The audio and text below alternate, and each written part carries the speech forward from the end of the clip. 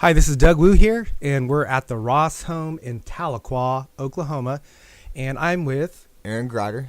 And so, what are we doing here, Aaron? Do you have any idea? No, man. We're just going kind of off whatever we feel like talking about today. Whatever subject's going to go down. Well, the subject I like to talk about, the only subject I like to talk about all the time is NeveryThing.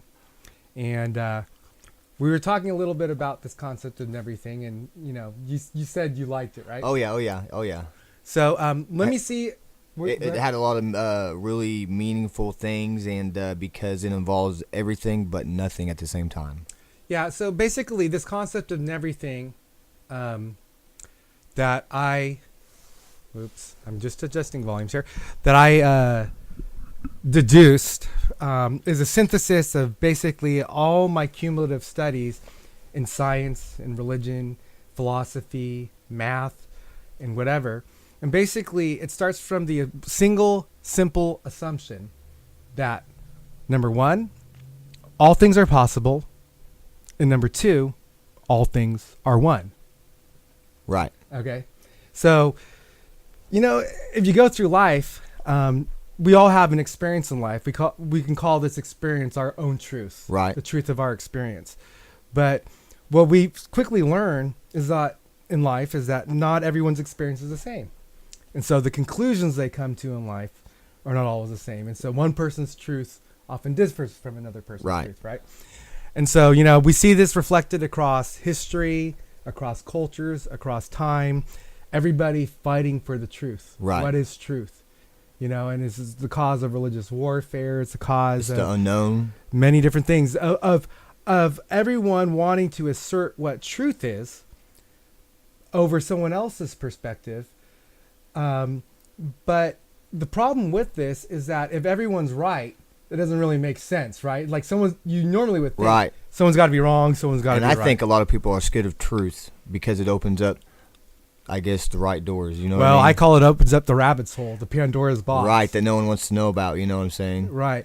And so for me, I came to realize, I have such a wide variety of interests and topics that I'm interested in. I don't know if you've ever heard the word polymath. No. Okay, well, we'll look that up later. But I just came across this word the other day, never heard it before. And I go, that's what I want to define myself as, a polymath. Because see, in the context of NeveryThing, under the assumption that all things are possible, we know that not all things, just because they're all possible, doesn't mean that I can think anything I want and that's reflected in reality. Right. Obviously, there's certain ways or claims and things you could say or think that seem to be more true or less true than others, right? And so I came up with this idea that how is there a way that we can combine all facets of the human experience into one body of knowledge? Right. For example, science will often contradict religion. Religion will often contradict science. Of course. Okay? And the reason for that is they're based on different underlying assumptions, which are often not questioned. Okay? But the scientific world is based on what we call empiricism. Right. Okay? Whereas, depending on what religious tradition we're looking at, because there's God made the planet kind of type deal. Well, different religious traditions, they have their scriptural books that they refer to. Some have an oral tradition. Some have a formula they go by, tradition. I guess you want to say. Yeah, but the basic bottom line is that people have beliefs for all different reasons. Yes. Right. How they come to arrive at those beliefs and where they originate from aren't always inspected. And on closer inspection, what the assumptions the assumptions are under any belief system, or what the beliefs are of any group, okay? Often when you examine, say, take Christian, say, take Muslim, say, take Jewish, say, take Democrat, like we have all these labels, white, black, Indian, Chinese, and we talk about people and things as being a unified group, like they're all the same. Right. They all think the same, they all believe the same. And what you often find is there's all these contradictions. Even there's contradictions in the Bible that seems to contradict itself. Right. And so in a person that's really interested in seeking truth, you have to find a way to resolve these contradictions, right? And so the idea with NeveryThing is we start from the assumption that we don't know. but we don't know exactly what's going on out there. But we have this truth of our own experience that we cannot deny. Right. Right. We have this type of feeling. Well, I mean, it could be a feeling to you, but the truth of your experience may be the feelings you have. Right. It may be the things that were taught to you from your parents. Right. It may come from all different factors that you're not even aware of. Right. Okay. It can go real deeper than that. It can go real deep. But we all know that we all have an experience in life, and we come to deduce or arrive at what we believe to be true. But often, a lot of times, people don't always understand exactly what their beliefs are. That's why I love keeping an open mind to everything, because you made a lot of good points about it. You know, it could be nothing too. You know what I mean? Who's to say what's right is wrong, what's backwards is forwards, kind of type deal, right? Right, exactly. And so here's how I approach NeveryThing is going back to the assumption all things are one, and going back to the assumption that nothing and everything simultaneously coexist at the same time. Now, this defies the logical Western mind, but this is a common type of philosophical belief in Eastern culture. You have to have one and the other for them to coexist to make things happen, which can cause ripple effects, right? I guess, and it's not ripple effects, but I guess maybe I got off the subject there a little bit. Well, maybe. Why don't I just continue, and then we can explore your questions further. So there's a little story in Genesis. It has to do with Adam and Eve in the Garden of Eden. And they eat from this tree of knowledge of good and evil, and they realize they're naked. Now, I'm not going to get into arguing about did Adam and Eve really exist? Was there a real fruit? How long ago was We're this? just talking about what it's symbologically, what the story has revealed within my own experience is that, you know, before they ate from this tree, they were naked, but they had no awareness or shame of their nakedness. It's not like they couldn't see their gonads, you know. They didn't think nothing of it. They didn't think it wasn't there. But the second they ate from this tree, well, they kind of blinded in a way, huh? In a sense of words. Well, that's an interesting thing, because you see the idea of NeveryThing is you have to look at opposite extremes, explore the opposites to come to, and then bring them together to understand what the real meaning is here. So, and it may not even be that, right?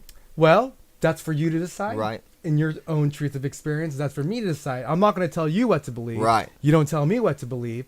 And so even what I'm telling you, you know, you're asking me questions, I'm giving you answers. That's just based on my truth of experience. Right. You have to check with yourself. Right. If this confirmation. Makes sense for you. And I love confirmation too, man, because, you know, we could be talking and we can get not compromised, but confirmation, you know, happens. Right. And so if you look at this story, you know, God says to Adam and Eve, all the fruit of the trees of the garden you may freely eat, but do not eat of this tree, the tree of knowledge of good and evil, for you shall surely die. So there's one position, what would happen if we eat from this fruit of this tree. And then the tempter, Satan the serpent, Larry comes around. Yeah. He says, what has thou said? You know, you'll die. Oh, no. He's wrong. He's wrong, because if you eat from this tree, you're going to become gods just like us. Right. So now, which is true and which is false? The idea is, you know, usually we think this is true or that's true. And if we think one thing's true, it leads to a certain set of consequences. Another thing's true, it leads to a certain But if God knows everything, he knew they were going to eat and get, what do you call it? What do you call it when you influenced by the devil, right? Okay, if he knows everything, right? I mean, or is that I that's a great question. And it's sort of hard for me to answer that because I'm not God.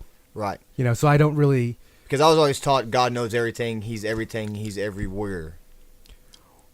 In a weird sense of way, you know. Mm-hmm. And I will approach that question the same as I will every other question. It's true and it's false. I don't know the answer, but let's just assume it's true. Look at the world from that perspective. Then let's assume it's false. Look at the world from that perspective. And then we can also do things like, well, this is generally true, but there's elements of it that might have falseness, right, or vice versa. Yeah. So basically the idea in the concept of NeveryThing is open-minded. Is that we need to unlimit ourselves from our self-limiting beliefs, that we need to examine more closely exactly where we get these beliefs from and what implications there are for having these beliefs. Do you think the wrong could be right? Well, what if I told you there is no right or wrong? Right. And that right or wrong is an illusion? It's what we were taught. Well, yeah. But what if I also said to you, there also is a right and wrong? Right. You know? Of course. Okay, so basically what I'm introducing here is what I call the concept of multidimensionality. Okay. Now, in physics, you have this concept. People always talk about in this universe, you know, and they talk about the beginning of the universe. Right. And this notion of science has always historically presented itself as like, oh, we have science and here's the truth. And now we know the truth until, of course, that truth is overturned and there's a new truth. And then they say, here's the truth and we know the truth. It's kind of like the end of the world where they predicted it and it wasn't going to happen. Well, no, that's not science. Okay. Science never predicted the end of the world. I don't recall any scientific studies based on empirical evidence that said the world was going to end. I mean, I got off subject there for a sec. Because, you know, science, the end of the world stuff comes from more religious traditions, right? Mystic traditions, okay, ancient traditions. But those things are things that we're interested too, because essentially it doesn't matter what kind of information or things are going on out there. I assume it's all one. Right. And I am creating a framework, a structure, a philosophy, and language to integrate all these different bodies of knowledge. I like how you worded that. It's all one, right and wrong, right? Is all one in a weird sense of way? Well, it is. Here, let me give you an example about right or wrong, okay, just to help you help elucidate this, is that if you try to identify what's right or wrong, you often will come up with different answers. Like if I ask you what you think's right or wrong, you ask someone else. And so going back to this tree of knowledge of good and evil, you know, suppose now having this ability to, you see, the thing about the shame is that Adam and Eve experience after eating from this fruit of the tree of knowledge of good and evil implies to me self-consciousness. Free will. Well, it implies free will. Yeah, because could it be prior to that event, mankind lived in a sort of harmony with God that did not, and that man did not have at that time, this kind of independence and separation from God, right, that gave him the ability to live by his own thinking of what's right or wrong apart from God. And I think, you know, in that aspect, he got, you know, if I was God and I felt that way, his plans were ruined. You know what I mean? Because of that, I guess. Well, the funny thing is that when you, I mean, this thought of being ruined because of the fall. Not ruined, but you know, his plans. Okay, we could say his plans were thwarted, yeah, right, or corrupted. But ultimately, at least if we're talking from a biblical perspective or assumption, that the Bible essentially reveals, in my opinion, that this fall and this chaos, this God of this age, this satanic force or whatever, is only for the purpose of the manifestation of the divine. Right. Because, you know, if man never fell, there would be no need for redemption with Jesus, right, you know, coming and dying and all that right, stuff, you know, assuming you believe these things. But, you know, going back to this tree of knowledge of good and evil, like if, say, I decide to do something and I think this is good and this is going to benefit me, but then there's someone over there that my action affects and they look at it as a bad thing because it's going to harm them. Right. Okay. So now, once you start trying to assess what's right or wrong or good or bad, we run into a fundamental problem. And the fundamental problem is we don't have all the same experience. Right. We don't all have to have the same beliefs. Or knowledge. Right? Or knowledge. And so it sort of makes a situation where it's almost like truth is relative. You know, because I believe I'm entitled to my beliefs, you're entitled to your beliefs. I can think what's right is right. You can think what's wrong is wrong. I can think what's good is good. You can think what's good is I can think what's bad is bad. You can think what's good is bad. It's just all arbitrary. Right. Okay. But, you know, there is a sense that arbitrariness is real because each person's experience is different. So they draw different conclusions. So there is a validity to the fact that something could be good or bad or whatever, and that it's just all relative. And if you even look at your own experience more closely, you'll find events in your life that you will define initially as a bad thing, but as time goes on, you look back and it's a good thing. Right. So, really, if you want to define right or wrong, good or bad, you have to give it a context. Who is it good or bad for? It's good for me, bad for you. Or what ripple effect will it affect? What ripple effect will it affect other people? The choice that we make, which we have free will, and that could, Right. Right. And so you also have to look at the time factor, because you could say, gosh, man, killing this guy Jesus was a really bad thing. Oh my gosh, this guy was supposed to be our savior. Now they killed him. Well, that's the human thinking, because according to the divine revelation, that was a good thing. Right. Because that brought about the redemption Right. of humankind and the ability for so we God can be saved for, Right. our sins. So in a sense, what I'm starting to come to realizing is that if you really want to come to the truth, Jesus says, I am the way, the life, and the reality. No one comes to the Father except through me. And there's a lot of really mysterious things in the Bible that seem to contradict itself. Right. And so to resolve these contradictions, I posited the assumption that I'm going to look at life not from the tree of knowledge of good and evil, but just from, it's a tree and there's many branches and they go many different ways. And some of those branches produce good fruit and some of those branches produce bad fruit. Right. Okay. So rather than that. thinking about things as right or wrong, I've learned to think about things as, what's the value of thinking this way? Yes. What's the consequence of thinking this way? What's the benefit of thinking this way? And what's the harm of thinking Right. this way? Because as humans, we do that. We decipher stuff like that, because I know when I make a choice, I'm, God dang, is this going to, how's this going to affect me in the long run, or how is it a short term, you know what I mean? Right. Kind of type deal. And so, any person who's gone through some struggles in life and who has had emotional difficulties and setbacks and whatnot will often realize that your attitude and your mental state will affect the outcome of your life. I do believe that, man. Okay. I do believe that. And so we believe false things that are not true, like I can't do this, like nobody loves me, Right. like I don't have any friends around here, like I don't trust anyone. Yeah. Now, you might argue, no, that's a true statement, because in my life experience, there's not a lot of people I can trust. Right. In all my efforts to do something, I failed over and over and over.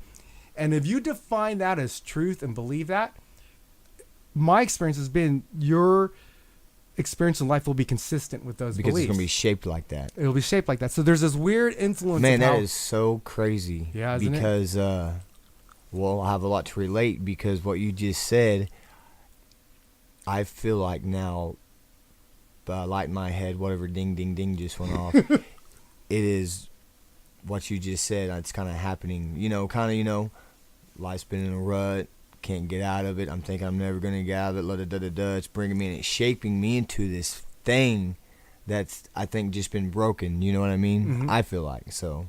Well, that's interesting. It's being broken, because what I see in the Bible is a breaking. And this breaking is of what the Bible refers to as the old man, which is being crucified so that the new man Right. can be manifested. And so, Paul talks about this a lot in his epistles, that essentially all the trials and tribulations that we go through in life is for one simple, single purpose. And that's the manifestation of Christ within us, and that we should grow in this life, yada, yada. Yeah. Okay. So going back to this concept of NeveryThing and the exploration of life and how we come to understand that if we collapse our field of vision, our scope of how we look at the world, to look at the present moment, Right. at the here and now, at just me and my life and my needs, we'll come to certain conclusions and draw certain things and say certain things are good, certain things are bad. But even just with that limited scope of my life and whatever, if we expand that scope to say not just this present moment, but 10 years from now, Yes. you have a bad experience, you think it's bad at that moment, but then later down the road, it results in something good. Best thing could be ever happen to you. Right. So I say the answers you get are largely defined by the questions you ask and how you frame them. Right. Who's asking the question? But it's sort of like, here's I another like thing. how you worded that, because Yeah. who is asking the question? Yeah, Is who's it, asking the question? Is it me, or could be God talking through me to be asking a certain question so I could find out an answer, or Is it someone- the devil's advocate? right? Because he is the ultimate programmer. Well, yeah, exactly. Because if you think about it, the whole fall came from a question. Right. Okay. So questions are very interesting. I love questions. I love this nation. I love the Cherokee people. Yes. And I love the First Amendment. And let's just say I have a lot of questions to ask about a lot of things. And I approach them from a very simple standpoint of NeveryThing. Yeah. Well, I don't know if it's true. I don't know if it's false. But let's try to expand the scope of this inquiry. Ask some questions. Right? And not limit ourselves to just the here and now or just the local information. You have or an whatever. open mind. Have an open mind. And let's just assume that everything that we're searching for and trying to understand in life is related to everything else in some way, shape, or form. Even if there's multiple dimensions, And quantum to entanglement. wrap your mind around what we're talking about, you do have to have an open mind. You know what I mean? Yeah. And I think it's a choice to have an open mind. And, whatever we talk about in the future, I'm sure will affect a lot of people, because we're going to ring a lot of bells out there, I think. Well, you know what the Bible says, and I just so anyone wants to know, I know the Bible pretty well. Yeah. I can't say I know it. I was going to ask really you earlier well. if you've read the whole Bible.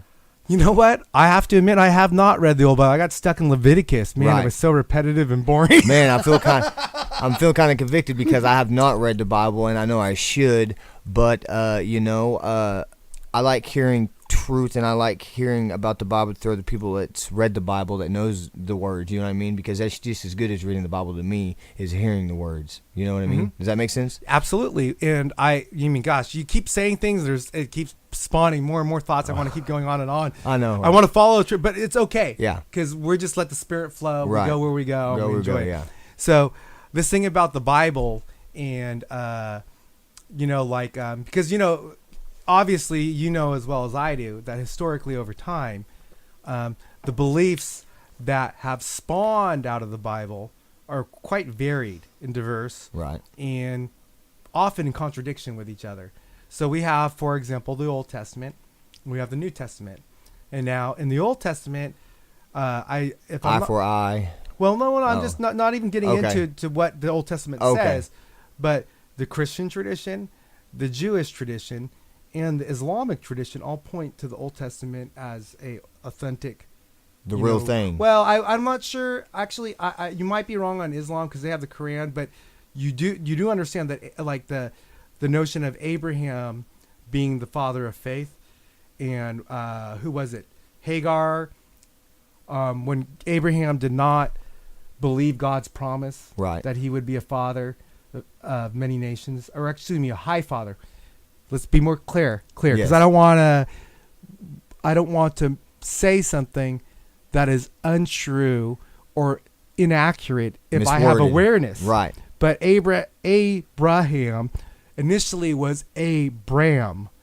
Then his name was changed to Abraham. Okay. Okay. And in that process of getting his name changed, what happened is God made him a promise. Right.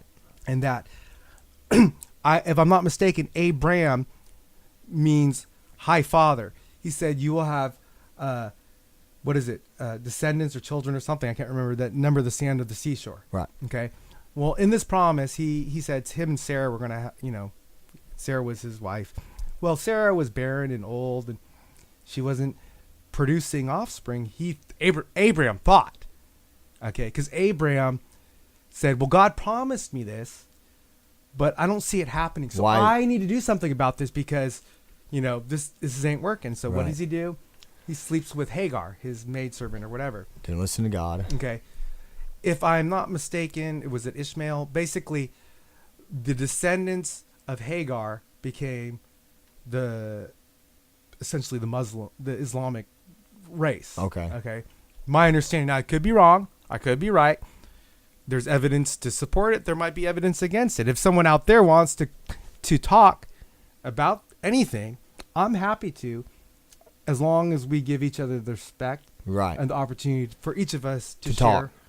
our own truth of experience. Right. And there's many things I'm often mistaken about. I misrecollect things. Same I could be here. wrong. But if we're all agreeing that we all would appreciate each other's truth of experience to correct Right. the distortions of my experience, Right. then we're okay. And sometimes when someone is saying the right thing, as you know as well as I do, is that you feel the right thing in them is being said. Does that make sense spiritually? Sure. I mean, would they say the spirit witnesses in our spirit? You know what I mean? Yeah. Like we're talking about God right now, you know, and I know the Holy, you know, the Spirit's with us right now, you know what I mean? And you know, I don't it's in everything, you know what I mean? Well, you know, you say the spirit's with us here now. He's always. He's always okay. Now you say that, and you know what I respond? I go, well, let's look at the evidence. You know, is it true or is it false? Right. Now, if you try to get a scientist to prove this, there's no way they could because No. there's no empirical measurement Right. of whether what the spirit is or if God exists or whatever. And but if you look from the definition of where the origin of these beliefs come from, like where is the spirit? What spirit are we talking about here? Right. We're referring to the Bible. You know what the Bible says? Wherever two or three of you are gathered together in my name, Yes. there I am in the midst. Right. Right? And I feel that. I feel that too. Amazing. Now, we could be wrong. We could be totally deluded. Right. You know, we could be just, you know, lost and blind or whatever. But I choose at this moment to say, I think that's the case. Yeah. Well, I mean, know, I feel that. It's faith, right? It's faith. Right. You know? So we talk about the inner witness within, right? Yes. Christ born in us. So anyways, where were we? About the Old Testament and the New Testament. Oh yeah. Okay, so basically, in this concept of NeveryThing, the reason I developed this language is because I see a real big problem in life. This sort of assertion of we have the truth, I have the truth. You know, religious warfare, Right. The war on Big terror, the Illuminati, aliens are real. I mean, gosh, the New Age channelers and all these kinds of things and all this kind of information we're bombarded with in fake news. There are a large variety of claims being thrown out there and a large variety of assertions that are being made. And a lot of these things haven't been critically inspected for where do these beliefs come from? What's the benefit of believing these things? And it is real hard because I hate watching the news these days because, like you said, the devil is very good, man. And sometimes they'll suck you in with the news or whatever, you know what I mean? And like I said, my dad moved away and sold his TV because of, I feel, the same reason, you know what I mean? Mm-hmm. And so what I did to solve this big pressing problem, because if in the exploration of NeveryThing we discover anomalies, okay, things that don't seem real to us, things that don't make sense to us, Right. things that we'd rather avoid talking about or looking at, or that most people never know about. Right. Okay, sometimes these anomalies, if you identify them and you assume them to be true or you assume them to be false, and then you look at the consequences of what those assumptions, if you believe it, what it would imply, or if you Right. don't believe it, what it would imply. There's a lot of big things to be concerned about. I mean, take for example, is there a international group of secret societies that are running the scenes behind government and banking or wherever? If it's true, or if it's not true, you know, the implications for us as human beings and whatever, is God real and all these kinds of questions are very different, you know, than if you believe one or the other. So what I like to do is I like to open my mind by exploring both possibilities. Right. So basically take on the set of assumptions. And it's not wrong to do that.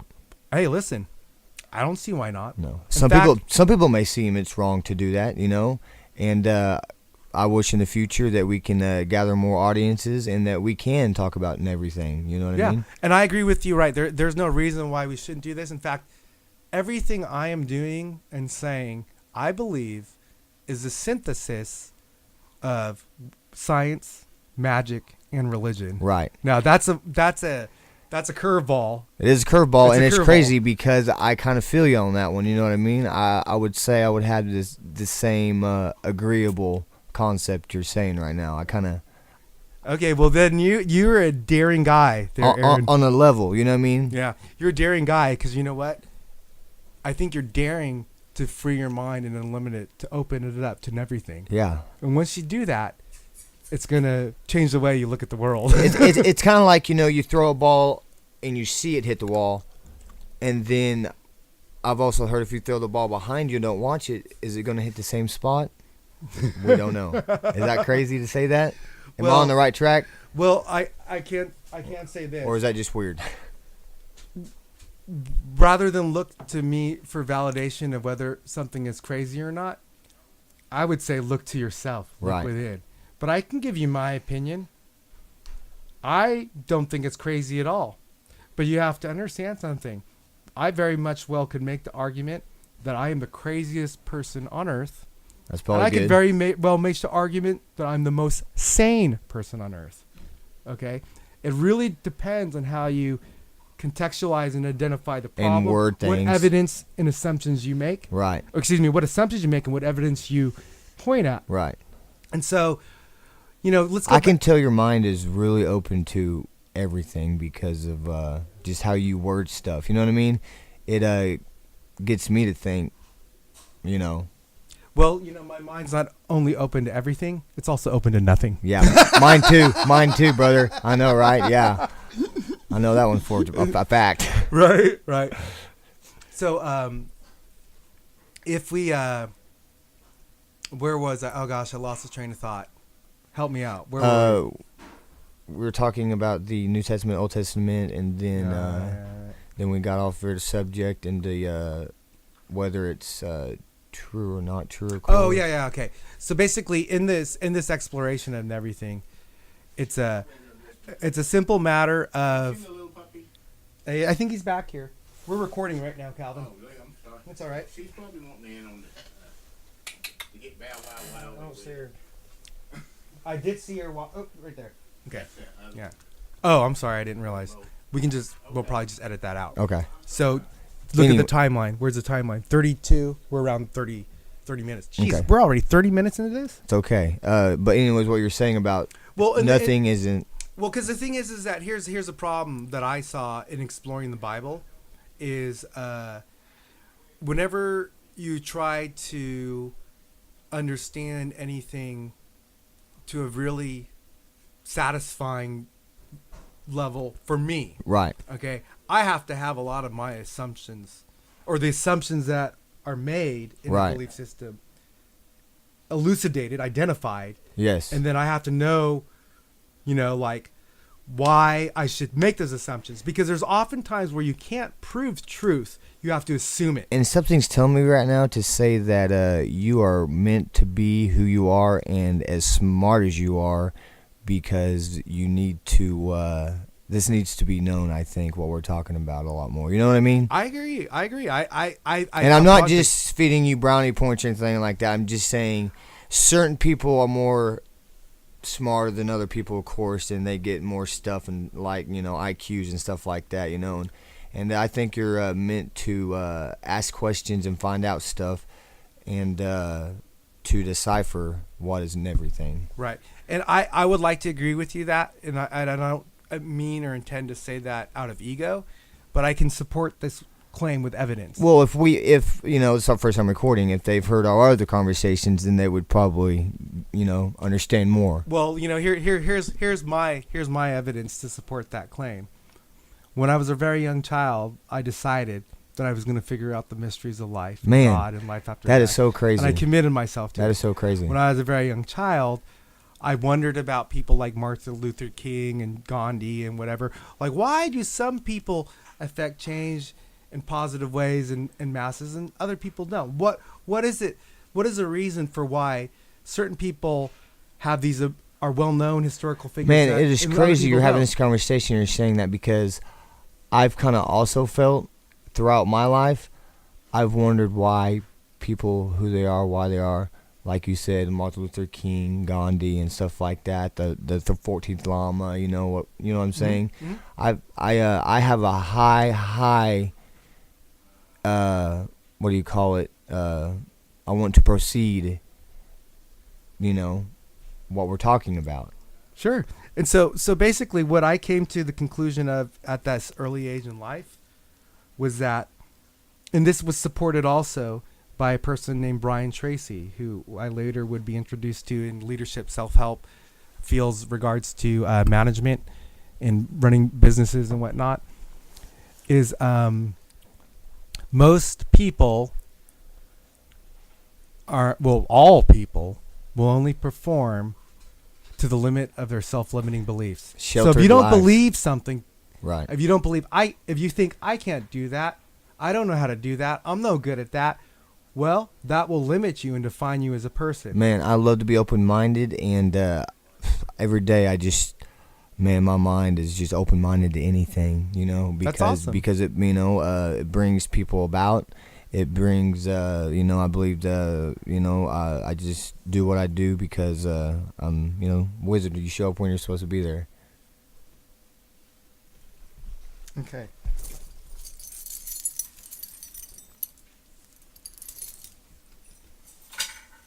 So in that aspect, I've broadened my mind even more now since I've gotten to meet you. Right, because in a sense, I think what I've helped you do, because you're intriguing me, is give you a language and a level of support, and for you to be able to be. And I'm not feeling it's a bad thing.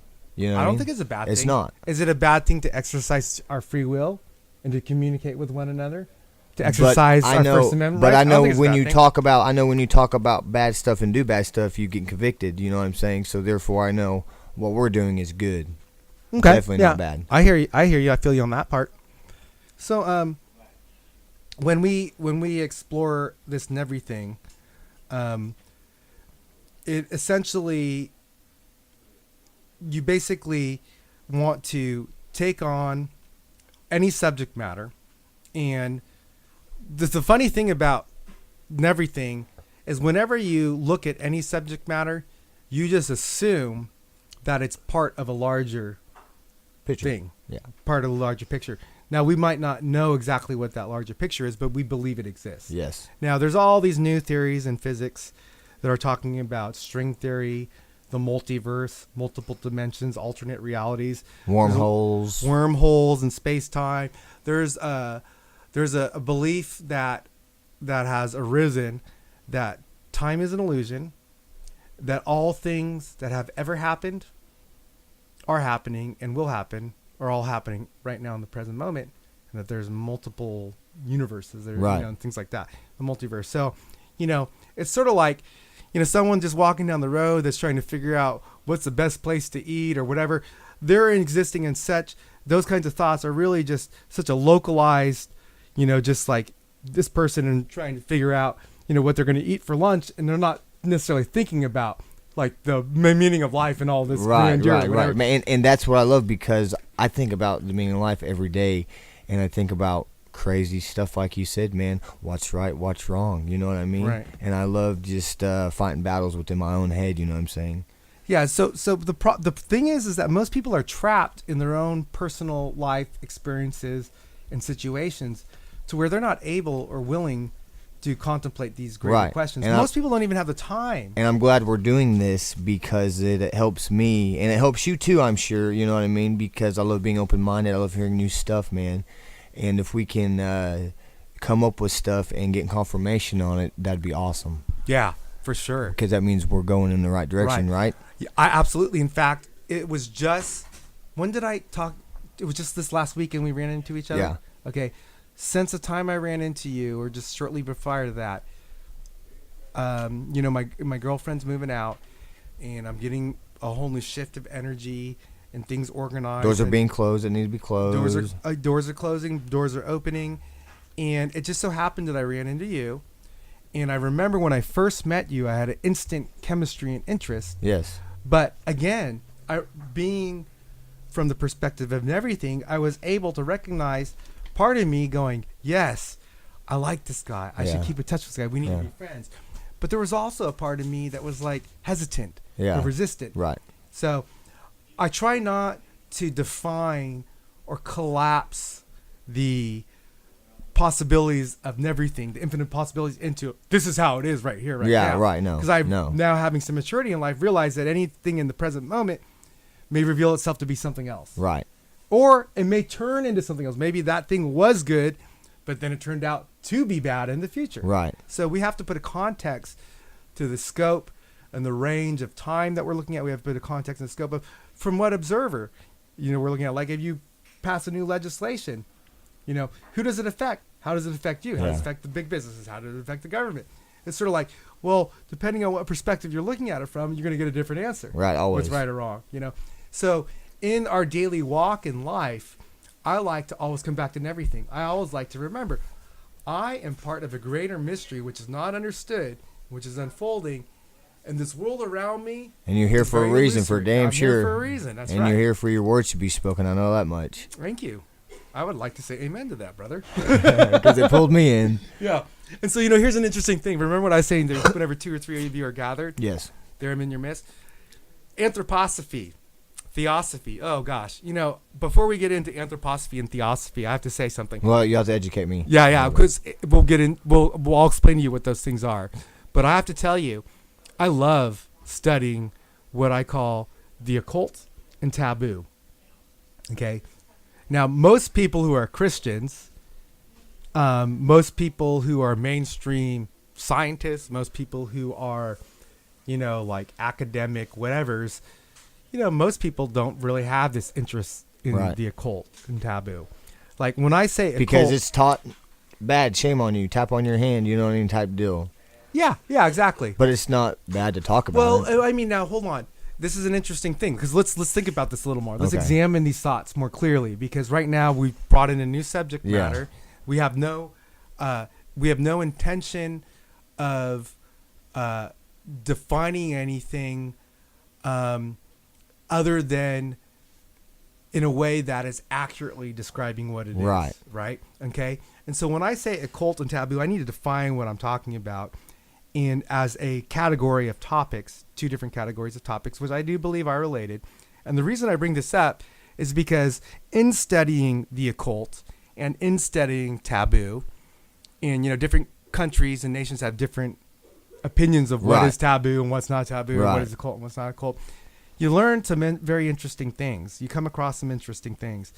And so these things and these assumptions and these beliefs, if true, would have serious implications and effects. Right.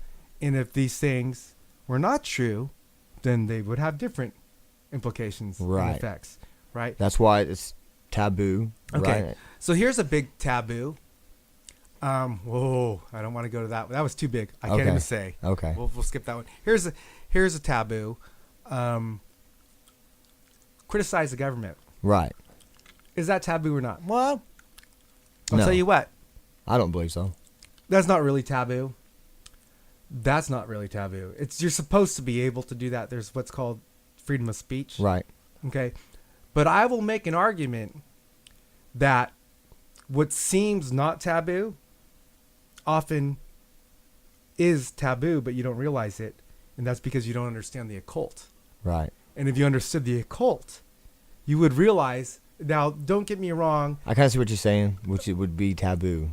Right. Okay. See, if you understand the occult, like, for example, if you're a Christian and you study Luciferianism, you study Satanism, you study allegations of satanic ritual abuse. Now, is that studying knowledge about that? Because there is knowledge on that type of stuff, right? Yeah, I'm just saying, study the literature of Anton Lavey, study Michael Aquino, study MK Ultra, study dissociative identity disorder, multiple personality disorder, study Dr. Corey Hammond in the Green Bomb speech.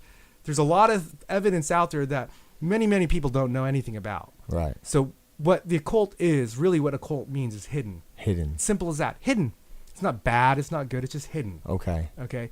And if you understand and take the broadest definition of the word occult as just being hidden, what you'll find out is that these hidden claims often have very significant impacts, and they often can be argued as being true. There are very strong evidence. That's why that the they're being government true. doesn't want you talking about And certain if it is stuff true, because wouldn't you they're- think someone would want to hide it? Right. Yes. Right? Okay. Yes. Yes. And so, but if they hide it in a way, an orchestrated way to where you can't arrive at truth, Right. Because there's so much confusion and noise and whatever going Right. on over That it. You know?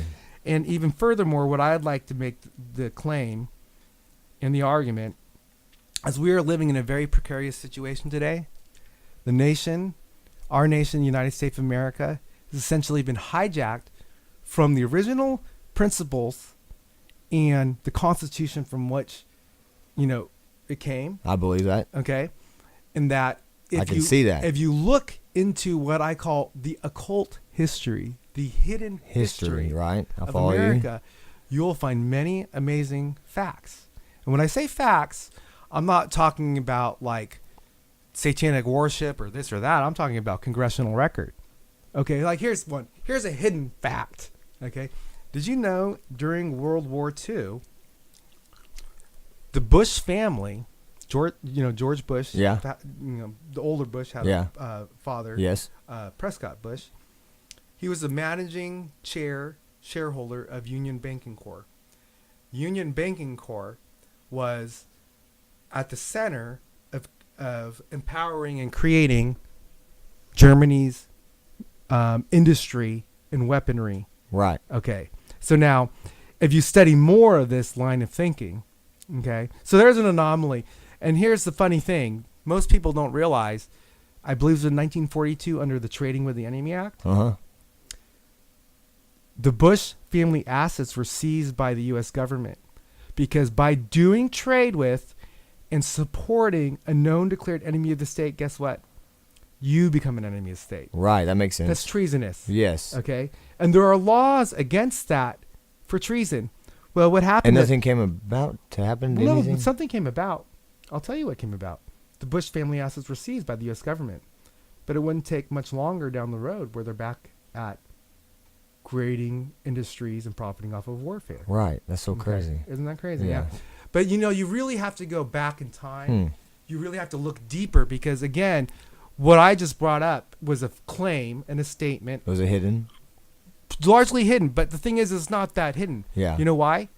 Every single one of us has the ability to go look up congressional record Right. to see if that was the case or not. Right. Now, what the implications of that being true And or how many not people true do are. that? Not many people do that, no. And no. how many people do that? You know what I Yeah, mean? exactly. Yeah, How yeah. many people do that? No. So anyways, but so we just look at that one bit of evidence. You Right. might go, this is weird. Why would someone who is an American For the Americans. support a known declared enemy of the state? Is there a profit motive? What do they have to gain from it, right? So we ask this question. Well, what's the whole picture and throwing a little Okay, stone so in a now bigger let's pond? let's you go know? back to NeveryThing, because NeveryThing tells me at this point, well, if I were to uncover this little bit of evidence, I need to sort of expand my scope now Yeah. and develop a theory for what's going on here, because this is anomalous. Right. This is sort of confusing to me, okay?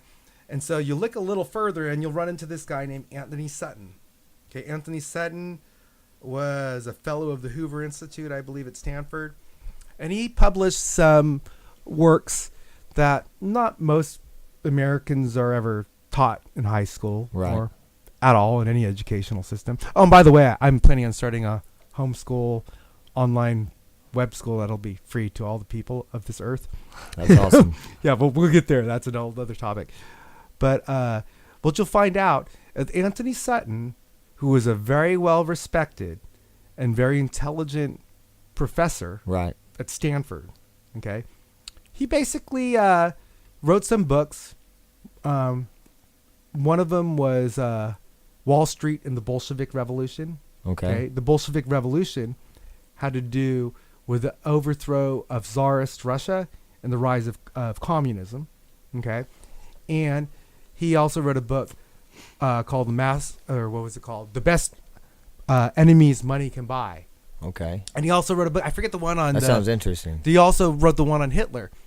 And what he clearly demonstrated, in my opinion, now I could be wrong, but I could be right. And if I'm right or I'm wrong, the implications differ. Right. Okay. So he wrote a book and explained that the rise of Soviet Russia, for example, and the war of communism versus capitalism, now we're supposed to be enemies, right? Communism, capitalism. Well, there's a lot of weird things that came up that were discovered, like how international bankers funded the rise of communism, supported it, yet we're at the same time supporting the opposite side. Man. Okay? And you will find out that almost buying the enemy kind of in a weird way. Well, yeah, creating the enemy, that's not really your enemy, okay? Because there's another enemy pitting people against you. Does it sound familiar? Yeah. Well, who does that sound like to you, right? Yeah. Okay, and so now, in this line of thinking, you read Anthony Sutton's books, and I can't say that I read them all, but I've researched them to a certain degree. I think I have some of them back in California. He, pulls out evidence like the Ford Gorky plant built in Soviet Russia in the 1920s. Okay, now this is after the Bolshevik Revolution, when this is the Cold War going on. These are guys that are supposed to be our enemies. Right. He identified a number of technology transfers where basically American technology is being transferred to Soviet Russia through the Ford Foundation. Man. They build this major plant for vehicles, change the designs and this and that or whatever, so it's like a different brand. Those same, and these are militarized vehicles that were used in warfare against America all the way up through Korea, Vietnam War, stuff like that. That's weird. Yeah, it's sort of a strange bit of information. It makes you wonder. Yeah. It's like, what's going on here?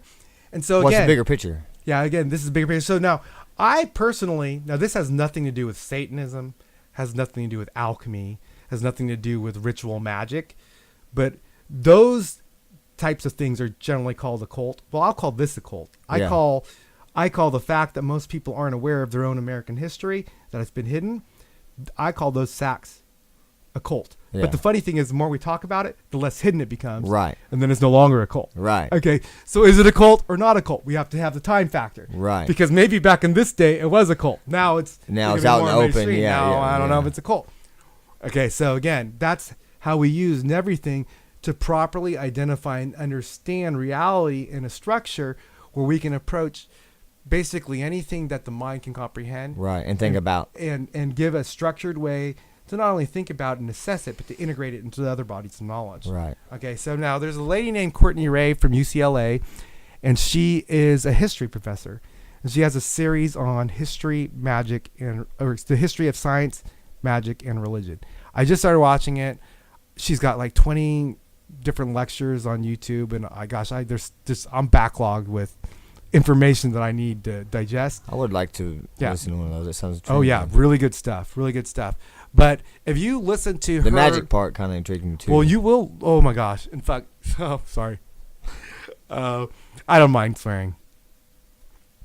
Anyways, I try not to though, because I don't want to offend people necessarily. Because it doesn't offend or bother me, but I know because it offends or bothers other people. Yeah. I recognize that and try to do the least to respect offense. that. Yeah, I try to respect that. Because from the perspective of everything, I know that I exist, but I've come to realize that other people exist.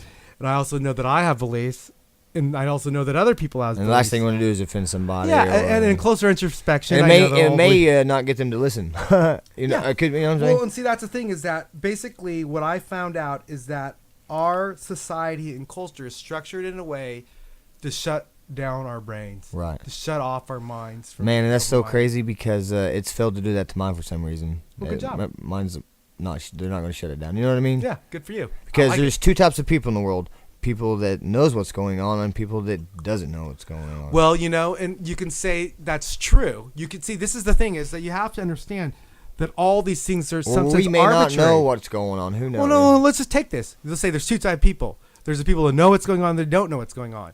Okay.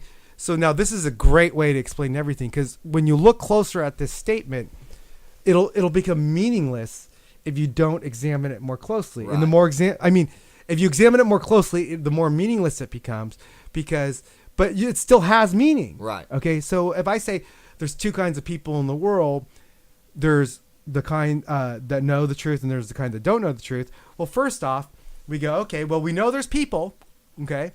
And so now you're suggesting we classify people according to two kinds. Right. Now, this category and classification, I don't know if it's a real classification. Right. Like, I don't know if we can clearly divide people into those that know truth and that those that don't. And when I say that, I don't mean necessarily that either. No, I'm just saying. But you get where I'm going with this now, because you just said that, but you're like, well, I didn't mean what I just said. So what, are you lying to me now, or what? Yeah. See, this is a problem with language, is that because we all have different experiences, when we communicate with each other, we both hear the same words, but our minds are thinking different things. And we don't even realize it. Okay. Right. So when we explore this concept of truth, some people know the truth and other people don't know the truth. Okay, what truth are we talking about? Right. True. And we said there's two kinds of people in this world: those who know what Doug ate for breakfast and those who don't. That's a true statement. Yeah. You know what I ate for breakfast, right? Okay, Calvin know what I ate for breakfast. Mandy might not. Maybe she does. She has a possibility she can assume. Of knowing, because she might have looked in the garbage or seen what was left over. But I would find it highly unlikely to believe that anyone else outside of my home this morning would have any idea what I ate for breakfast. Yeah. Unless they had some psychic phenomena. Right. That's what I was going to say. Some government technology or whatever. Yeah. But even if they did know what I knew for breakfast, they would just fall into the category of the people who knew. Yeah. Right. Versus the people who didn't. So in that sense, even if we just reduced it to the truth of what Doug ate for breakfast, okay, then we could say, yes, that's a true statement. Yeah. So there's some people that know, some people that don't. Yeah. But if I say the truth of God, okay, define God. Right. Well, the problem is, what if everyone has a different definition? How do we go to evaluating truth? And they do. I mean, that's, Right. But even like, and so what you see happening in the scientific world is that they want to focus in on and prove things or disprove things by looking at a singular point of time and space and information and going, aha, this is true because we measured it and tested it. And maybe I meant that in a spiritual way. We know what's going on, and everybody that doesn't know what's going on. You know what I'm saying? Yeah, too. but see, here's a dangerous thing. If you categorize that people that way, and you think, oh, I'm the one who knows truth. Right. What happens if you're only right 80% of the time? Right. And then 20% of the time you're in blindness, or you're absolutely wrong. That's not good, and that's why I like NeveryThing, because it opens up your mind. See, now you just made the mistake of making a black and white category that you know or you don't know, when in reality may not operate that way. Right. So we need to investigate it even further. Yeah. You get what I'm saying? Oh, yeah. Okay, and so NeveryThing, some people say, well, you're not focused, Doug. You're talking about all sorts of things and blah, blah, blah, blah, blah. I'm like, well, I'm just having fun talking, but, I'm absolutely focused. There's only one thing I think about all the time. Right. And that's NeveryThing. Right. And within the context of NeveryThing, I've developed a language and a structure and a way in my own mind. Now you could develop your own. Right. Okay. Because my way of thinking is not your way of thinking. Right. My experience is not your experience. Right. So what works for me may work for you, or what works for me may not work for you. Right. So I don't know the answer to that, but I could present my argument for whatever, and you can take it or leave it. It's up to you. I enjoy hearing it. You know what I mean? Right. So I enjoy speaking it. Yeah. You know what I mean? Yeah. I know. You're having fun, right? Yeah. I mean, dude. Yeah, I mean, yeah. And so now, awesome. So going back to this thing of a cult and taboo and blah blah blah blah blah. Well, I have come across a whole litany of information that makes me concerned, and I want to publish this information to the world. But what I've come to realize is that there is a hidden thing going on in society, in technology, in economy, in history, in our academic institutions and whatnot. And I don't really have a clear language to explain, categorize it, right? I feel that too. You know what I mean? Sense it, huh? You're right. Yeah, I do sense it. Something's there hidden, and you really can't kind of, Yeah, and here's the thing about hidden things. The easiest way to hide something is hide it through language. Right. Because if we don't have a word to describe an idea, a feeling, a thought, how do we communicate that to someone else? Right, we will. And if I don't have a word for it, and I have a feeling, a thought, or whatever, but I don't have a word for it, it just sort of goes in and out of my head. And when we try to remember or explain, it's hard. It's hard because it's like, it's one thing if you explain it to someone, because then you try to put words to it, but then You can't really Yes. figure out a word to. Yeah, you know, as you're saying it, this doesn't describe it right. You can say it in your head, and you know it in your Exactly. head, but the language is different, and you can't tell you what it is. Right. Does that, I mean, yeah, absolutely yeah. right. So what I'm saying is that even if I use all the perfect words to It's describe, like making up your own little language in your head, and you can't really express Right. it, and you're like, God dang it, I wish this person could understand Right. me. You know. So even if I explain things in my own words Right. that, like, I feel are an accurate way of my sentiment, right. even if it's accurate to me, when you hear those words, what you might receive in the communication Totally is different. not the same as what Right. I was thinking. Right. Now imagine if on top of that I don't have the words to describe what I'm Right. thinking, and I try to communicate that. Right. Well, we're gonna have a lot of problems. Yeah. Okay. So essentially, NeveryThing is an evolving dynamic construct that has no beginning and no end, and it involves every single component of existence and non-existence. Right. Okay. So basically, there is not one thing, there's not anything that is not under what I call the domain of NeveryThing. Right. Okay. So it's sort of like I run into people, you know, they start asking me this, they start talking to me about that, and they bring up something that maybe I don't know about or whatever. I don't look at that and go, that's unimportant. That's not really my focus. I'm not interested in that. But I just look at it as, okay, that's part of NeveryThing. Now let's just take a cursory glance at it. Right. Is it something important? What are the what are the presumptions? Will or it lead to assertions? this? Will it lead to this? Well, yeah. What are the assertions of this yeah. belief? Okay. And if what are they saying? You know, what is the argument? You know, What are they really saying? Space aliens are real. EBE exchange programs. 12 dimensions exist. 12-stranded DNA. Pleiades. You know, people channel our future selves. Channeling from the Pleiades. I mean, there's all sorts of these wacky 13 wacky skulls. claims. You know. Yeah, Whatever, yeah. And it's sort of like, well, how do you make sense out of this crap? You know, Yeah. it's like, it's so contrary to the normal thought. Well, the initial reaction to this new information is to reject it, to deny it, to not believe it, to not prescribe any reality to it, Or hear it maybe. or even hear it. Yeah. But just because it's very different Doesn't mean it's wrong. doesn't mean it's wrong. But just because it's very different doesn't mean it's right. Yeah. Okay? But just because it's different doesn't mean that if it is wrong or if it's right, it's unimportant. Something in it. Something in it could be. lead to something that, Right. oh my gosh, what is this? Yeah. So now take another example, universal constants. When I was growing up in high school, the scientific dogmatic world said 9.8 meters per second squared is the rate of gravity, and it's constant all over the earth. Right. And this is the universal law. Okay. Well, you know what they found out? And it was pretty much already known. It was never a universal law. Right. That was a lie. Didn't know that. Well, I would question whether they known or not, or whether that was a misnomer, because it's just sort of Why like they saying, teach that? well, hold on. It's just like Columbus discovered America. How can you say discovered America when there's already people there? That's crazy. That's a bias, right? That's a lie. That's a lie. Why would people believe that? Because it supports a power structure and institution that wants to usurp the resources. We want of our humankind. people here and our people to say we did it, right? And Well, it's I mean, we're going off track. I don't want to go down that path because that is a path we need to go down. But I want to stay on the this other path. Is why would you say that? So now let me think back up. Okay, so we were talking about the all these different anomalous types of thoughts, and claims, and whatevers. And so what I actually started doing is because I love the occult. I love are UFOs real? I love classified. Yeah, I love classified documents that are being released. Yeah. I love reading about things that are actually vettable, I like the most. But then there's a lot of claims that are hard to vet. They're hard to determine. Where's the evidence?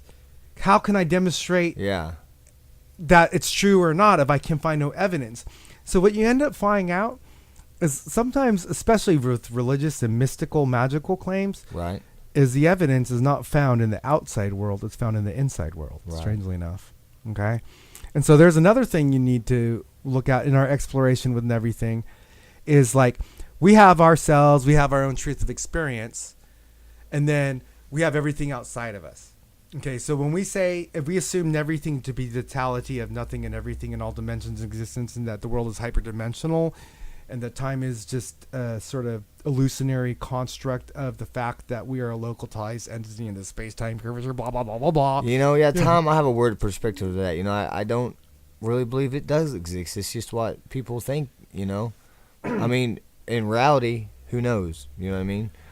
And for some reason, I feel like it doesn't exist. Like, who made what is, time is point from this point to this point kind of type deal. Yeah, I mean, and then you have another issue before, like anytime before you try to prove the existence or non-existence of something, you have to define it. Right. What is time? Right. Okay. Time is actually a very, very mysterious thing, because the most recent studies in science are demonstrating that mind is what they call non-local and non-temporal, meaning it exists outside of space and time. The consciousness does. Right. Now, that might be true. That might be false. Let's go look for evidence. Right. Well, the interesting... Like, what do we have time? You know what I mean? Like, it's crazy. Do we have time to look for this information? Because only time will tell. But, I'm not sure if I have the time to do it. And I guess being structured on a job point of view, being on time. I mean, what if time didn't exist? Like you said, let's just take this presumption, even without defining time. Let's just where say, would we be, and how do we know where we're at when we are? A kind of type deal, right? Well, I'm just saying that if you think about, if we take it away, like you say, time is a real thing and time is not a real thing. Right. Now, that's sort of a hard way to think about, because by the virtue of definition, time is real. Yeah. Okay, so we can't really eliminate it. Right. But we can look at it from this perspective. If we assume time is real, just in this general sense, we just assume it's real. Okay, how does that feel? Now let's assume time is not real. How does that feel? Okay, and I would say this. You ever feel rushed? Oh, I don't have the time. I hate that. Okay, because we go, oh, I got to be on time. I got to be on a schedule. Time. What time is it? Right. That's okay? that's right. Yeah. So in this experience of time being a real thing, I got to be on time for this. I got to be here at that. I got to be this, that. But our real experience is that time dictates our lives. That's what I was trying to say earlier. Right. Yeah. Right. But if we don't think time is real, we might feel like, oh, I'm free to do whatever I want at any given moment without worrying about when I do it or how I do it. And it makes you think of this bigger picture, as you know. Well, I could say... I don't even want to go there right now because it's a big... Yeah, I know. We could go...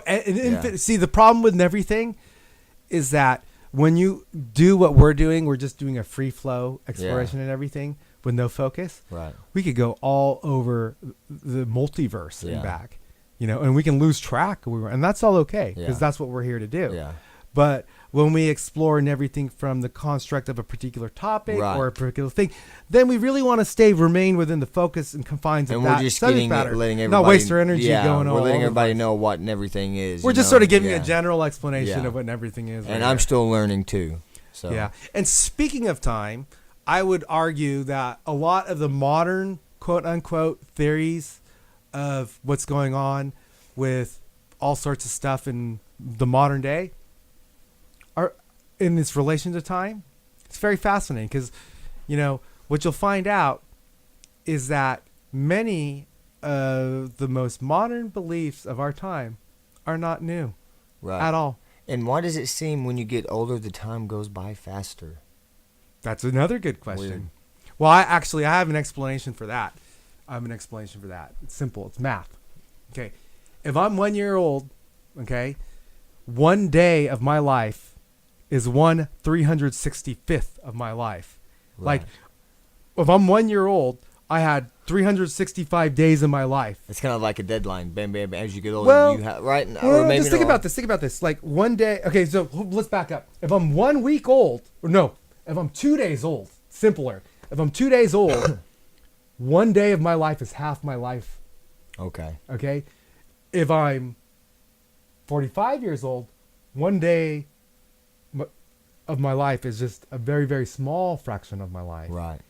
So the days seem to get shorter. Right. Because time's passing faster because I've lived longer, and that each day is a smaller and smaller part of my That entire makes sense. lifespan, and so it seems to me to be going faster and faster. Right. But in reality, time has not changed at all, or has it? I don't know. Yeah. But that's just one what we argument. feel. Yes, That's- but it's just the way I feel. But you know, it's an interesting thing because here's a real simple way, and I'll even use, setting aside the occultic stuff, even science.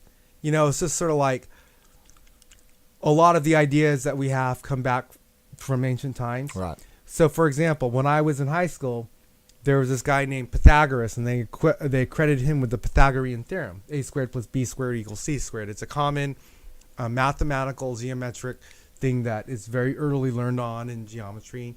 Oh man, And- yeah, I don't know too much. Okay, about we it. won't worry about that. You don't know or don't, but you just Yeah, know it exists. yeah. Well, when I was taught in school, from the particular cultural perspective of America, was Pythagoras invented this, and he was an early Greek philosopher. I can't remember, around, I was a BC or 300. I don't even remember. He was a Greek, okay, one of the early Greeks. Well, it turns out there's evidence in an earlier time that the Egyptians already believed that and had that proof. Right. And there's evidence that I believe the Chinese had already deduced independently. Right. But there was no communication from the cultures. So just like when you say Columbus discovered America, that's just a viewpoint from one segment of this totality of everything, which is maybe the Western world. And they're projecting their bias onto the rest of the world, you know. And does that bias have any implications, you know, if we believe it to be true or not to be true? I think it does. Because I think that bias had the implication of justifying the overtaking of a sovereign nation of peoples Mm-hmm. against their will, Mm-hmm. because they had no concept of land rights, essentially. Right. You know, that's a whole nother topic. It's a big topic. Being here, that we're in Tahlequah, the capital of the Cherokee Nation, Yes. the city of First, pretty much the congregation of where the Trail of Tears ended. Okay, there is a very, very, very, very big question as to the relationship with the federal government and the sovereignty of nations. And there's a lot of things going on within the nation itself.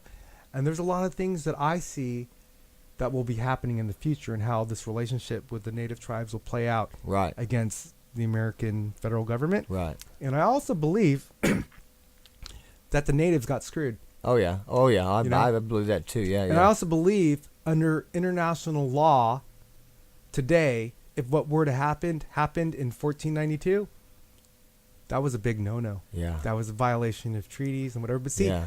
that happened at a different time when those things were non-existent. Right. You know.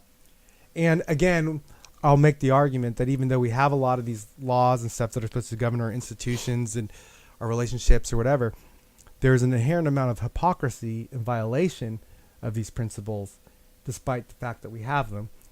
And so anyways, we sort of just ran around all over the place. One of the other things I wanted to point out, going back in time, where does science come from? Where does knowledge come from? The science of time, the science, and I'm not saying the pseudoscience, but I'm saying the science of time, Yeah, the science of astronomy, not Right. astrology. Okay. Today, we use what's called base 60 math for time. See, base 60 means 1, 2, 3, 4, 5, up to 60, and then you increment the minute. Right. So 60 seconds makes a minute, 60 minutes make an hour. Right. Okay, that's base 60. Whereas our normal math is base 10. 1, 2, 3, 4, 5, 6, 7, 8, 9, 10. Yeah. So once you get to the 10th, you add another digit. Okay. Okay, so there's two types of math that we predominantly use in America, and that's base 10 and base 60. Where did base 60 come from? Where did it first originate? Right. How did it come about? Well, That's a good question. I would argue that it came from ancient Babylon, ancient Sumer. Now, that's the evidence that I could find that pointed to the earliest time in time that I could find that time was defined. Yeah. That base 60, you Right. know. But, you know, we sort of just take it as a fact that, you know, there's 60 seconds but why, how did they determine that? Right. Where did that come from? That's what I'm saying. Well, it's very simple. From the motion of the earth and the heavens. Because Yes. time is in a relationship directly proportional to the motion of the earth around the sun. Right. Blah, blah, blah, blah, Yeah. blah. Okay?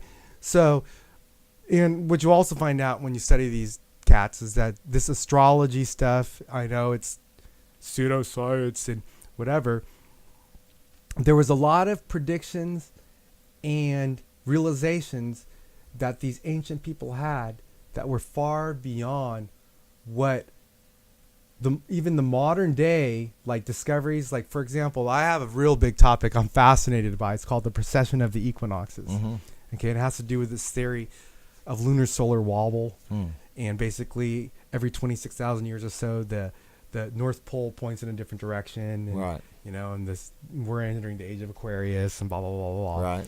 And so there's this guy named Walter Crittenden who had written this book called Lost Myth of Space and Time, in which he makes the argument that we do not have a single sun in our solar system, but our solar system is actually a binary, or possibly, trinary. Now, you're like, what did you just say, Doug? You know, and like, well, the basic long story made short is this, is that most suns in the evolution of the cosmos do not originate and do not exist in a singular form. Right. Most suns have other companions and they spin around each other. Right, So of they course. do this little dance. And there's a lot of different evidence. I mean, you can check out his website, binaryresearchinstitute.com. There's a lot of evidence that seems to indicate that he's onto something. Right. And the simplest way of proving or not, in my mind, whether he's onto something or not, is basically what he's saying is the Earth is not wobbling. The whole solar system is wobbling Right. together. That the planets Coing lag. It's because coinciding. what he's saying is that so like here's the sun, Yeah. here's the planets moving around it, and so they're saying that the Earth's axis, and normally it goes like this, like that's why we have winter and summer, Right, because it's right. angled. But he's saying that this thing turns, the whole you know, universe. what the lunar solar theory is, the Earth just turns. Right. But what he's saying is that the sun is here, and there's another sun here, and they rotate around each other. Okay. And all the planets along with the sun are rotating. Right. Okay. Which makes perfect sense to me. But the weird thing is, what doesn't make sense to me, and the reason that I became aware of all this stuff, was because of this funny star named Sirius. Like, are you serious, Doug? Yeah. And there's some serious investigation I think that needs to go on with Sirius, but there's some serious investigation I think that needs to go on with pleomorphic nature of cells, at the microcellular level. I think there's a lot of serious investigation that needs to happen between the debate in the late 1800s between the vectorists and the quaternionists or whatever, and related to Maxwell's classical theory of electromagnetism and Oliver Heaviside's truncation, which means simplification of his formula, that is alleged to remove the irrotational movement that leads to the discovery of over-unity energies and free energy and all these weird, crazy things. Sounds interesting. And so there's a whole litany of things that I've been studying, and what I'm starting to realize is that over time, what was once true is no longer true. Right. Because the way science works is that they don't want to claim anything is true Because stuff changes. till it can be scientifically proven. And proven by empiricism. So if you can see it, touch it, taste it, feel it, smell it, measure it, quantify it, then and repeatedly demonstrate, then we can prove it. Okay? But the problem with that is that every time they say here's the truth, some time passes and they go, oh wait, we were wrong. Here's the news truth. Yeah, right. And every time at any given moment, here's the throughout truth. They history, hold to it like dogma. Throughout history, I noticed them doing. So heliocentric theory, or geocentric theory of the universe. The Earth is the center of the universe. Oh wait, no, the sun's the center of the universe. Heresy! Burn them! You know, it's just it's like Copernicus. And so then Einstein comes along. Oh, wait a second.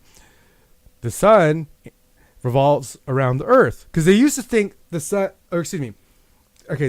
in the geocentric theory of the universe, the Earth revolves around the sun. All the stars do.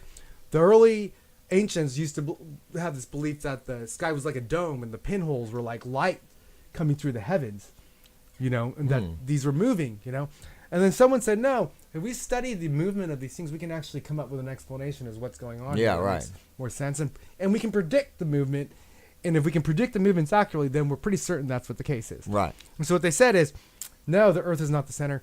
The sun is the center. And the Earth moves around it.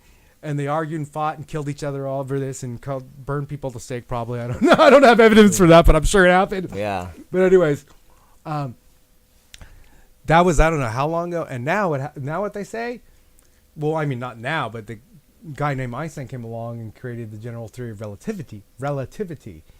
And he said that the laws of the universe work in such a way that it all depends on your point of observation in space and time. Right. Sound familiar? Yes. Right. You have a truth of experience. I have a truth of experience. Right. You have a localized space. You're sitting in that chair. I'm sitting in this chair. Yes. Where were you yesterday? Where were you the day before? Right. If you can map out your entire history through time, your life up to this present point, you went through a whole different set of experiences and behaviors and Right. whatevers and circumstances than I did. And that would probably lead us to being different. Right. You know, even if, say, we were genetically identical or whatever. But, you know, going back to this thing of science wanting to always promote things as dogma. See, I am saying, well, whoa. Science, you're making some assumptions here.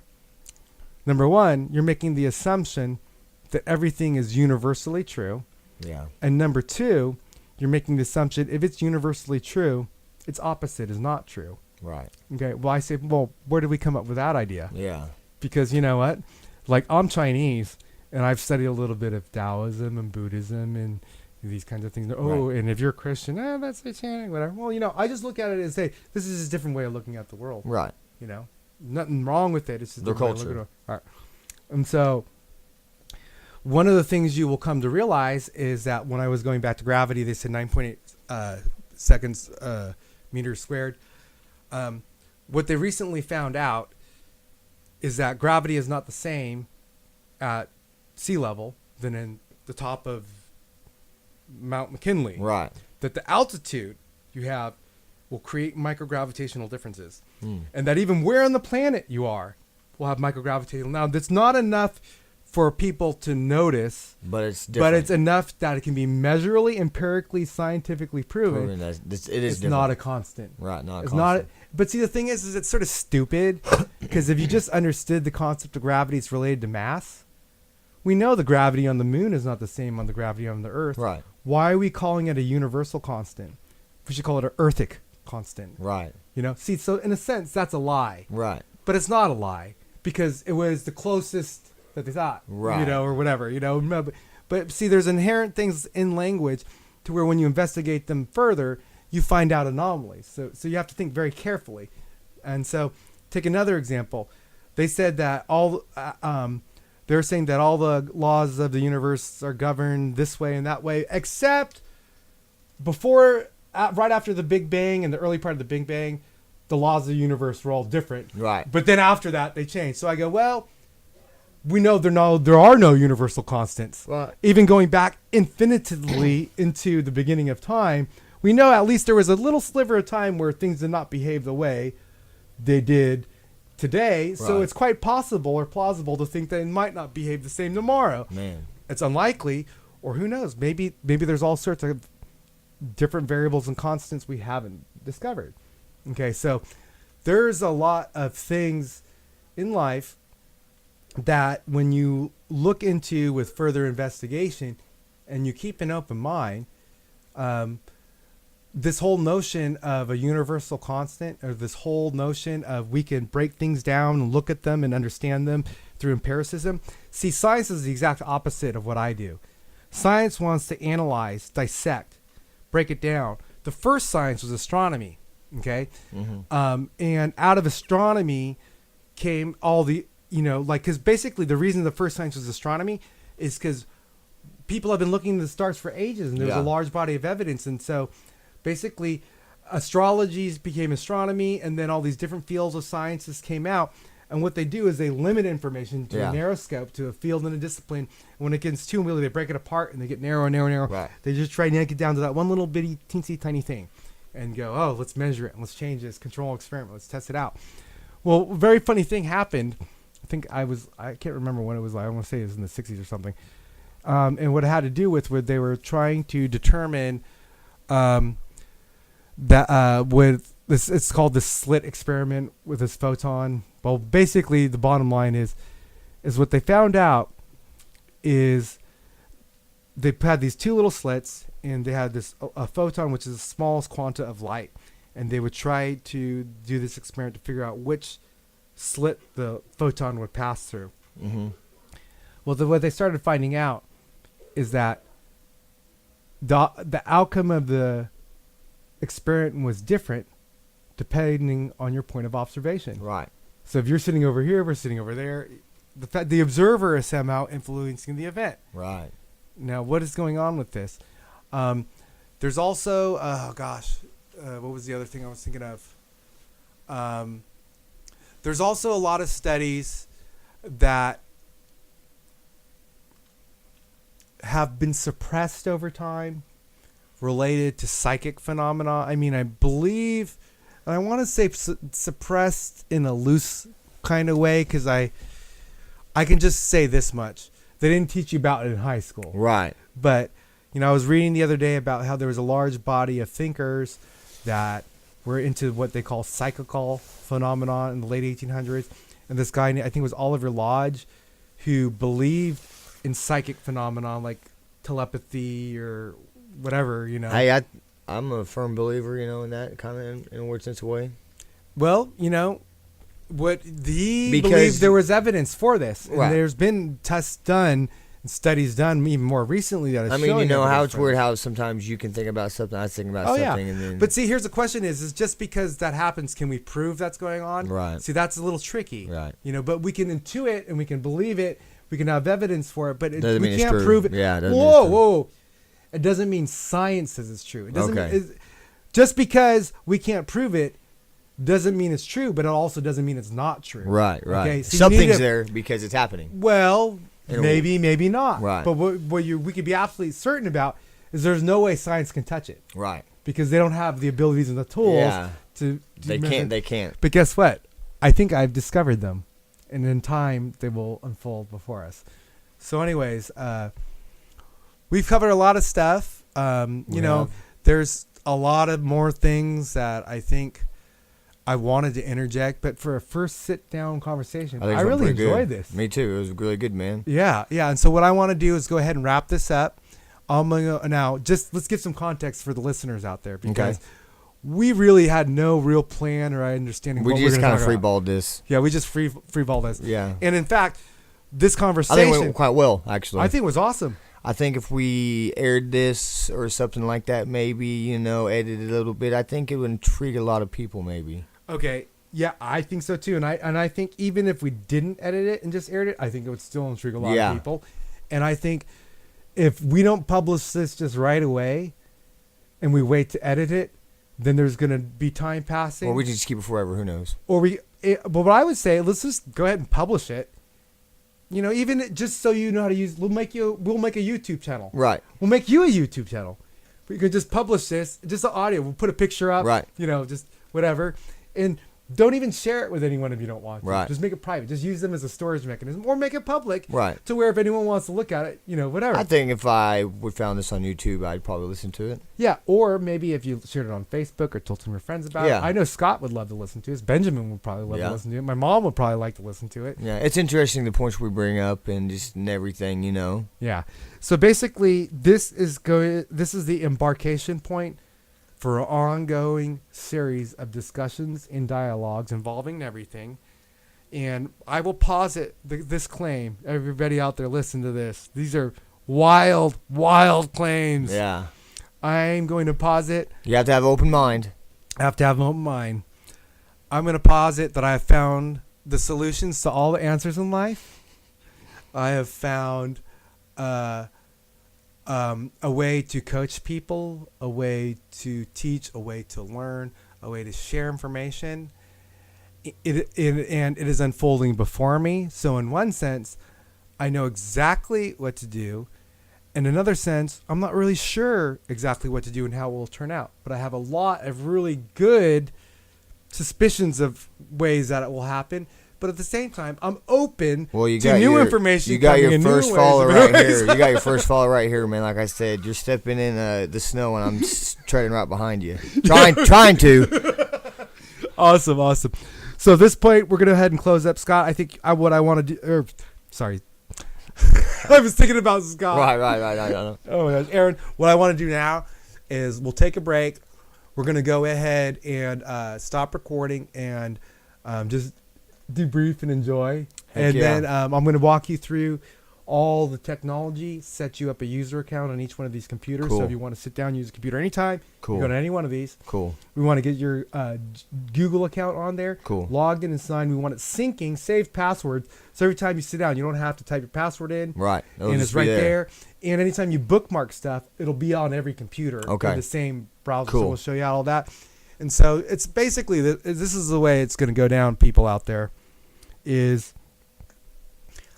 through NeveryThing, if I can't provide the value and result in the case of a question, the answer, in case of the problem, the solution, Right. okay, in case of coaching, the advice, Right. in case of mediation, the resolution to the conflict, if I can't provide the answer, then what I'm hoping for is to seek out the answer through the use of my own mind and intellect and through the support of the listeners out Right. there. I Through agree. all the other people. So I want to crowdsource this. Right. And what I want to do, I want to make free to the public, and I want to do what's best for the most, and I want to do it in a way that is consistent with all the great major religious traditions, with all the magical traditions, and all the scientific traditions. Right. And we're going to talk Right. a little bit about And what all that being respectful too when we do it. You know what I Right. mean? Because that's real important too. You know. Absolutely. But basically having a lot of people that are open minded. We want a lot of open minders out there. Right. Yeah. Open minds. That sounds good to me. All right. Man, that felt good, huh? Was that fun? It did, All right. yeah, it was Thank fun, you all man. for listening. We don't even know who you are. Please feel free to comment at the bottom of this post. Share this with the We other get all the friends. input we can on it. Oh, yeah. And by the way, when I first met Aaron, we were talking about doing fencing, and now we're talking about all sorts of things. Yeah. But video, audio, that's web, everything, yeah, you know. and everything. That's how what happens when you free your mind, right? Yeah. Open minded, baby. All right. Peace. Over and out.